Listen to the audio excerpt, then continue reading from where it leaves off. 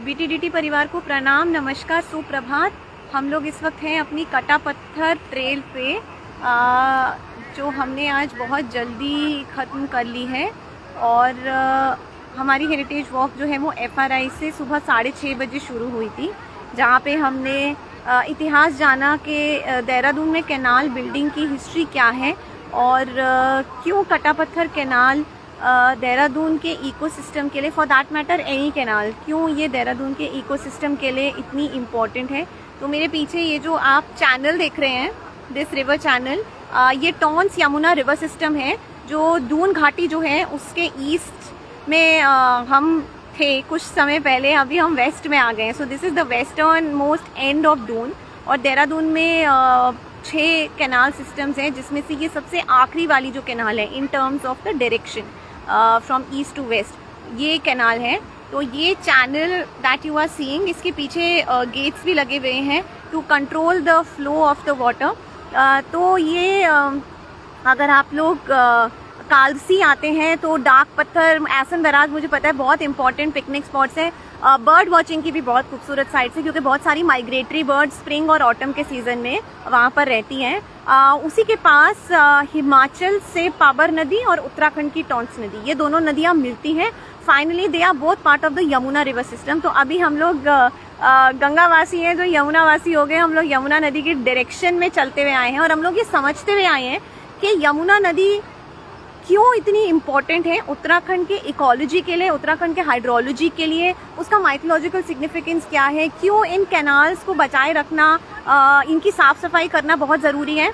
हम लोगों ने भी आज ये भी बात करी, कुछ हमने ज्योग्राफी लेसन्स भी स्कूल के रिविजिट किए, जो मुझे तब समझ में नहीं आते थे। मेरी ज्योग्राफी बहुत ख़राब थी, लेकिन यहाँ इस नदी को देखने के बाद मुझे एक्चुअली नदी की जो स्टेजेस हैं वो समझ में आई कि रैपिड क्या होता है, सिल्टेशन क्या होती है। सब बहुत बड़ी बड़ी टर्म्स लगती थी, लेकिन अगर आप लोग देहरादून में रहते हैं या देहरादून कभी आए हैं तो मुझे लगता है देहरादून में तो ऐसा कोई नहीं है जिसको नदी की समझ ना हो, क्योंकि हम सबके घरों के आसपास छोटी बड़ी ही सही, साफ गंदी ही सही, कैसे भी वाटर सिस्टम्स तो हैं।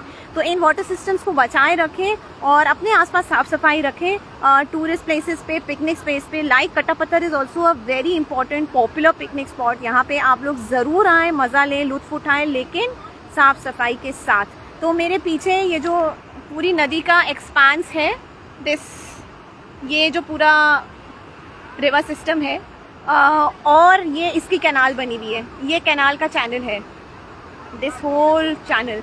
तो ये चैनल हम लोग कालसी के पास से कटा पत्थर के लिए डाइवर्जन होता है, तो कालसी के पास से हम इसे फॉलो कर रहे हैं। बहुत लोग मुझे वॉक पे आज मिले जिन्होंने बताया हमें कि वो 30 साल बाद, 20 साल बाद यहाँ पे आ रहे हैं, तो उनकी बचपन की यादें अभी यहाँ ताज़ा हो रही हैं। तो आप लोग भी हमें हर संडे इन वॉक्स पे ज्वाइन करते रहिए और देहरादून के वाटर सिस्टम्स के बारे में, यहाँ के पेड़ पौधों के बारे में अपने आप को एजुकेटेड रखें, उनको बचाएं और अपने आसपास साफ सफाई रखें। आप सबका इस लाइव फीड को ज्वाइन करने के लिए बहुत बहुत धन्यवाद। हम लोग यहाँ की हर जगह की फोटोग्राफ्स इंस्टाग्राम पे, फेसबुक पे शेयर करते रहेंगे। BTDT is also there on Instagram @BTDT_official के नाम से।